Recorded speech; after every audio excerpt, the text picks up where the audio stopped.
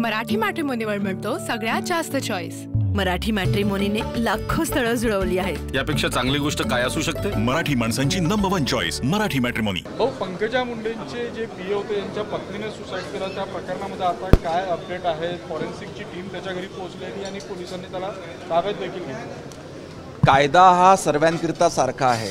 तो कोणाचा पीए असो अथवा कोणाचा भाऊ असो किंवा कुठलाही नातेवाईक असो, कायदा हा सर्वांकरिता सारखा आहे। निश्चितपणे नियमानुसार आणि कायद्याने त्या ठिकाणी कारवाई करण्यात। पण विरोधी पक्षांचा आरोप आहे की तो एका मंत्र्यांचा पीए असल्यामुळे सरकार त्याचा बचाव करतं। नाही, सरकारने पोलीस प्रशासनाने पूर्ण कारवाई त्या ठिकाणी सुरू केलेली आहे। फॉरेन्सिकची टीम देखील त्या ठिकाणी जाऊन आलेली आहे आणि कायद्यामध्ये जे काही प्रोव्हिजन आहे त्यानुसार कारवाई त्या ठिकाणी करण्यात येईल। जर त्यात दोषी आढळला तर त्याच्यावर कठोर कारवाई करण्यात येईल। निश्चितपणे कठोरातली कठोर कारवाई त्या ठिकाणी करण्यात येईल।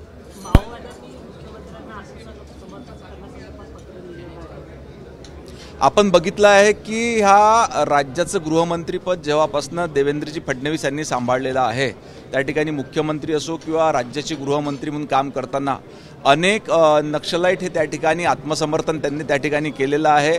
आत्ता मागच्या 1-1.5 महिन्यामध्ये देखील आपण बघितलं आहे की अनेक मोठे जे नक्षलवादिस्ट होते त्यांनी आत्मसमर्थन केलेलं आहे। ते बघून इतर देखील माओवादी काही नक्षलाईट त्या ठिकाणी आत्मसमर्थन करण्यास इच्छुक आहे। भाऊ, त्यांनी जे पत्र लिहिलेलं आहे त्या पत्रामध्ये त्यांनी 26 फेब्रुवारी 26 पर्यंतची मुदत मागितलेली आहे। सरकार त्यांच्यावर विश्वास ठेवेल का? इतकी मोठी मुदत मागितली नाही। या संदर्भात ज्या ज्या पोलीस विभागाच्या कार्यवाह्या आहे किंवा सरकार म्हणजे ज्या कार्यवाही आहे त्या सरकार आणि त्यांच्यामध्ये नियोजन करून एक त्याच्यावर योग्य ती कारवाई करते। शिक्षकांचं आंदोलन नागपूरमध्ये चालू होतं, शिक्षकांच्या पगार नाही होत नाही। चंद्रपूरमध्ये शिक्षकांचे पगार झाले, पण शालार्थ आयडी घोटाळ्यामध्ये नागपूरमध्ये शिक्षकांचे पगार होत नाही। 12-1 वाजेपर्यंत रात्रीवर आंदोलन करतात। नाही, आपण बघितलं की जो शालार्थ आयडी घोटाळा आपल्याला पहिले नागपूर विभागात लक्षात आला होता, नंतर हळूहळू त्याची व्याप्ती राज्यापर्यंत वाढलेली होती आणि या संपूर्ण राज्याची चौकशी व्हावी अशी विधिमंडळातल्या आमदारांची आणि काही नागरिकांची काही संस्थांची देखील मागणी होती। या अनुषंगानं राज्य सरकारनं संपूर्ण राज्यातल्या शालार्थ आयडी घोटाळ्याची चौकशी करण्याकरता SITचं गठन त्या ठिकाणी केलेलं होतं। SIT मार्फत चौकशी सुरू आहे आणि ज्या शिक्षकांचा याच्याशी संबंध नाही त्यांचे पगार शासन कुठेही त्या ठिकाणी रोखणार नाही। राज ठाकरे यांनी म्हटलेलं आहे नाही, मुंबईकरांकरता ही शेवटची निवडणूक नाही। अनेक वेळा आपण बघतो की राज ठाकरे हे थोडे सनसनाटी घोषणा किंवा स्टेटमेंट त्या ठिकाणी करत असतात। कुठल्याही भाषावादावर न जाता या ठिकाणी महाराष्ट्रामध्ये राहणारा प्रत्येक नागरिकाकरिता काम करणं हे त्या ठिकाणी सरकारचं काम आहे। पण जर भाजप सत्तेत आली तर मराठी माणसांचं रक्षण करेल का? तुम्ही ज्या पद्धतीनं राज ठाकरे यांनी टीका केलेली की मराठी माणसांची शेवटची निवडणूक, इतिहासात देखील आता देखील मराठी माणसाचं रक्षण आणि मराठी माणसांच्या हक्काचं रक्षण या ठिकाणी सरकारनं केलेलं आहे, भविष्यात देखील करेल। जामखेडमध्ये काँग्रेसची भाजप ही टीम आहे असं म्हटलं जातं। आता काँग्रेसची अवस्था ही आपण बघतो आहे की त्यांना कुठलाही नेता उरलेला नाही, कुठलाही वाली उरलेला नाही। त्याच्यामुळे काँग्रेसमधले इतर पदाधिकारी कार्यकर्ते हे देखील भारतीय जनता पार्टीमध्ये मोठ्या प्रमाणावर येण्यास इच्छुक आहेत।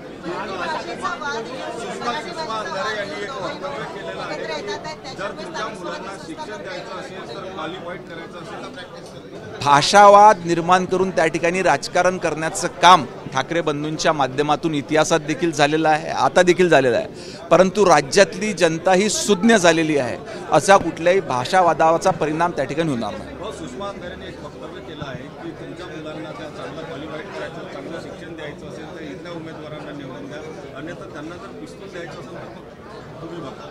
नाही, अशा पद्धतीचं स्टेटमेंट मी तर त्यांचं स्टेटमेंट ऐकलं नाही, परंतु अशा पद्धतीचं स्टेटमेंट कुठल्याही सुज्ञ लोकप्रतिनिधी करू नये। काय नाही, निश्चित त्यांच्या जर का काही शंका असतील तर ते निवडणूक आयोगाला वेळ मागू शकतात आणि निवडणूक आयोग त्याच्यावर ठरवेल वेळ द्यायचा की नाही। हा शेवटी महाविकास आघाडी आणि निवडणूक आयोग यांच्यातला प्रश्न आहे।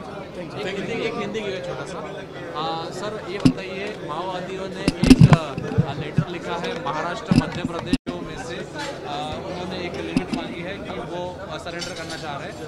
क्या लगता है आपको मार्च 26 तक पूरे देश से माओवाद खत्म करने का उद्देश्य रखा है अमित शाह जी ने? हम सब देख रहे हैं कि देश के गृह मंत्री अमित शाह जी हो या हमारे राज्य के मुख्यमंत्री और गृह मंत्री सन्माननीय देवेंद्र फडणवीस हो, जब से इन लोगों ने काम संभाला है, बहुत सारे नक्सलाइट लोगों ने सरकार की तरफ आत्मसमर्थन किया है, क्योंकि उनके भी ध्यान में आया हुआ है कि नक्सलिज्म करके कोई फायदा वहाँ पे है नहीं। अच्छे तरीके का जीवन अगर जीना है तो सरकार के साथ रहेगी वो जीवन, इसलिए बहुत सारे माओवादी भी अभी आत्मसमर्थन करके वहाँ पे सामान्य जीवन जीना चाहता है।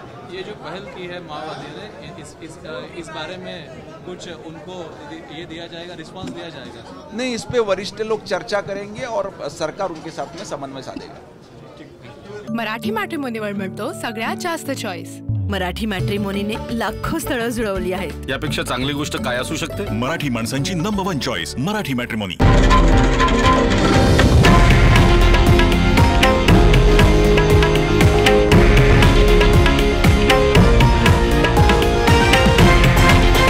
हे आहे देशातील नंबर 1 न्यूज नेटवर्क आणि आपण पाहत आहात TV9 मराठी, एकमेव।